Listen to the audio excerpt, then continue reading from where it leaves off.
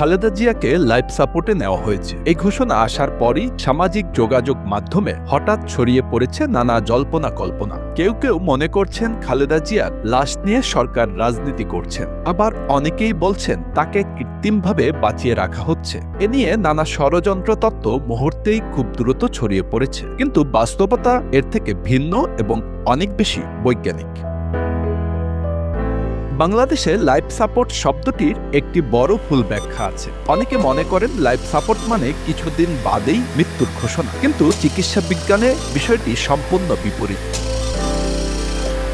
Life support হলো এমন একটি অবস্থা যখন রোগীর দেহের কোনো গুরুত্বপূর্ণ অঙ্গ যেমন শ্বাস প্রশ্বাস, রক্তচাপ, হার্ট, কিডনি, লিভার স্বাভাবিকভাবে কাজ চালাতে অসুবিধায় পড়ে, আর তখনই যন্ত্রের সহায়তা দিয়ে দেহকে স্টেবল রাখা হয় যাতে চিকিৎসা চালিয়ে যাওয়ার সময় পাওয়া যায়। অর্থাৎ লাইফ সাপোর্ট মানে মৃত্যু নয়, বরং মৃত্যুকে ঠেকানোর সর্বশেষ প্রচেষ্টা।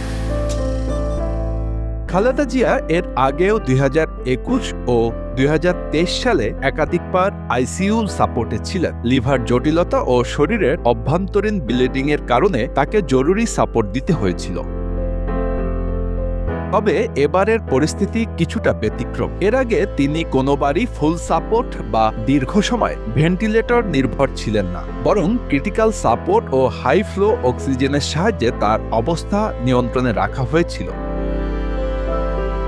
অনেকে মন্তব্য করেছেন তাকে কি কৃত্রিমভাবে বাঁচিয়ে রাখা হচ্ছে। যে কোনো গুরুতর রোগীকে লাইফ সাপোর্ট দেওয়া মানেই তাকে অযথা ধরে রাখা নয়। বিশ্বের সব উন্নত দেশেই হার্ট অ্যাটাক, সেপসিস, অভ্যন্তরীণ ব্লিডিং, লিভার বা কিডনি বিকলের মতো গুরুতর রোগীর ক্ষেত্রে এটাই স্ট্যান্ডার্ড চিকিৎসা। খালেদা জিয়ার ক্ষেত্রেও ঠিক একই চিকিৎসা চলছে।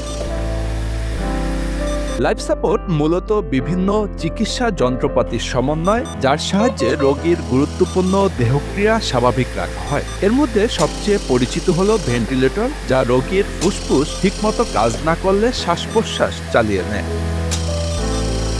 এছাড়া আছে কার্ডিয়াক সাপোর্ট, ডায়ালাইসিস, ইসিএমও কিংবা ইনোট্রপিক সাপোর্ট, যা হার্ট, কিডনি বা রক্ত প্রবাহের গুরুতর অবস্থা সামাল দেয়।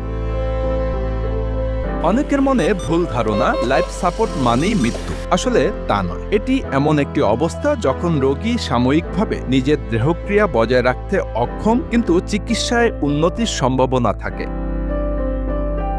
হাজারো মানুষ আছে যারা লাইফ সাপোর্ট থেকে ফিরে আবার স্বাভাবিক জীবনে ফিরেছেন। তবে হ্যাঁ, এই অবস্থাটি গুরুতর এবং জটিল, কারণ রোগীর অবস্থা সংকটাপন্নই থাকে। বিশেষজ্ঞ চিকিৎসকরা সাধারণত কয়েকটি পরিস্থিতিতে রোগীকে লাইফ সাপোর্টে নেন। শ্বাস প্রশ্বাস ব্যর্থ হলে, হার্টের কার্যক্ষমতা বিপর্যস্ত হলে, রক্তচাপ ভয়াবহভাবে নিচে নেমে গেলে, কিডনি হঠাৎ কাজ করা বন্ধ করলে এবং জটিল সংক্রমণ বা সেপসিসে অঙ্গ বিকল হলে। প্রতিটি ক্ষেত্রেই রোগীর শরীরের ভেতরের সিস্টেম নিজে আর ঠিকমতো কাজ করতে পারে না। তখন প্রযুক্তির সহায়তায় দেহকে সচল রেখে চিকিৎসা এগিয়ে নেওয়া হয়। বিএনপি চেয়ারপারসন বেগম খালেদা জিয়া দীর্ঘদিনের লিভার সিরোসিস, কিডনি সমস্যা, হার্টের জটিলতায় ভুগছেন। সব মিলিয়ে একটি ক্রনিক মাল্টি অর্গান জটিলতা দেখা দিয়েছে। তাছাড়া তার বয়সও এখানে পরিস্থিতি কিছুটা জটিল করেছে। সম্প্রতি তার শরীরে ব্লিডিং, অভ্যন্তরীণ ইনফেকশন এবং লিভারের ক্রমাগত অবনতি পরিস্থিতিকে আরও ঝুঁকিপূর্ণ করে তুলেছে। চিকিৎসকরা জানান তার শ্বাস প্রশ্বাস ও অন্যান্য দেহক্রিয়া এক পর্যায়ে অস্থিতিশীল হয়ে পড়ে, আর এ কারণেই তাকে নেওয়া হয় ক্রিটিক্যাল কেয়ার সাপোর্টে, যা সাধারণভাবে লাইফ সাপোর্ট হিসেবে পরিচিত। Bangla affairs news desk.